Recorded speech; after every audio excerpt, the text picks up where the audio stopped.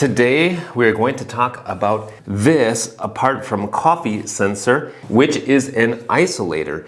And one of the best upgrades that you can do for your La Pavoni, in particular, the older version. So the problem that many people face when using the La Pavoni machine is that it just gets too hot. In particular, after it's been on for a while and after you've done one or two or more shots. People over the years have thought of different ways to solve that, including getting a wet rag and putting it here on the brew group, or turning the machine off and turning it back on later. So CoffeeSensor has developed an isolator, and what this does is actually simply removes the brew group here from the boiler so that there is a thermal isolation there. In addition, what else this does is causes on this Generation 2 La Pavoni the brew group to be heated not by steam anymore, but by water. That will also help to keep this at a lower temperature. Now I can say from my limited experience, my La Pavoni after just one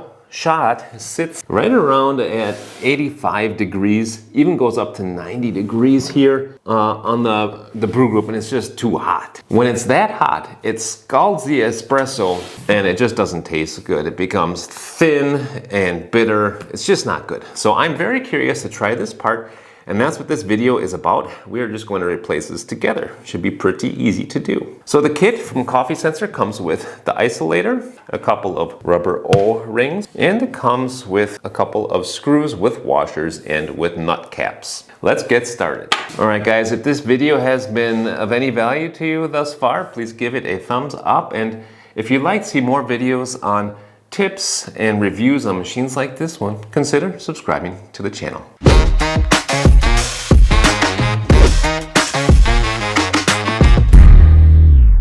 So for this, we need a 10mm wrench. And my machine, I'm guessing, is about 25 years old. And even still, it's quite easy to get these screws out. So that's awesome. I thought that they might be kind of difficult to get out, but no issues there. Okay. And it's that simple to remove the brew group. That's what we're working with right there. And you will, if you can see inside there, this is where the steam sits. So this boiler is heating up water here in the bottom part, and the top part is steam, and that steam is going right in here, and it is keeping this area here super duper hot. So what we're going to do next is remove this copper pipe. Just turn that counterclockwise. Pretty easy to do as well. Okay, so you see this is the brew group right here, and on the inside at the top is an inlet, and this is where it was previously steam heated. But now that we're adding this isolator here, you can see that once the water gets in, it's going to make this area here water heated instead of steam heated. So that hole that go to the shower screen are going to be filled with the same water as that top hole there to heat the brew group. And now we're going to remove the old rubber O-ring that's on there. Just like that. We're going to put our included one on, put our CoffeeSensor Bong Isolator on there. Oh, it's a good fit. Excellent. We're going to put our second rubber O-ring on. All right, now we're going to put our copper pipe back on. I'm going to screw that into the isolator and make sure that no threads are showing, and it should be pointed down. Okay, that should be good just like that. Now let's stick this back in the machine.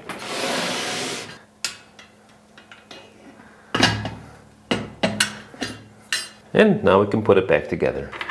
Make sure that you're using the washers that are included.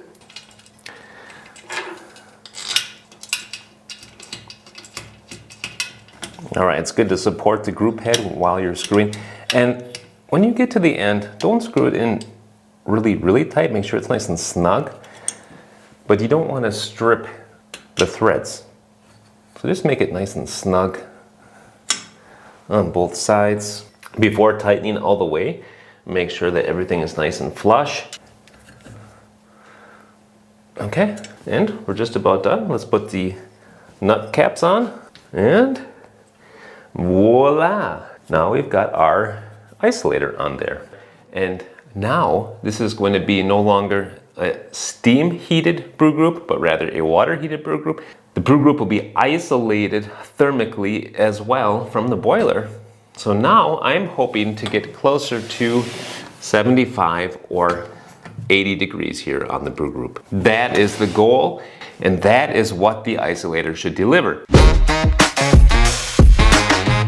Okay, so the machine has been on for 95 minutes already, and you can see that the isolator there is doing its job because we're sitting at 75 degrees there. It does seem to waver between 65 and 75 degrees. You can raise the temperature by just giving it a little shower flush.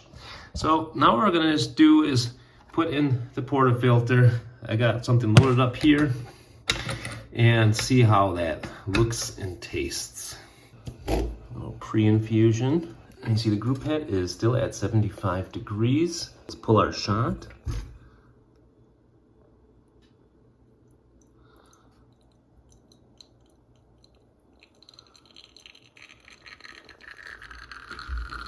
Now we're up to about 80 degrees at the group head.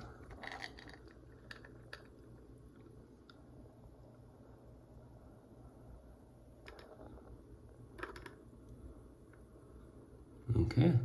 And we finish somewhere between 80 and 85 degrees on the temperature strip. So that is now what the espresso looks like. It's not scalded anymore. I can tell you that much just by looking at it, because it's not thin. And the flavor is much better. Oh yeah, that's got some good sweetness for sure. Some good body to it. Pretty nice texture, so that is a definite improvement over before. So I hope this video was helpful for you, and if so, give it a like. Check out my other.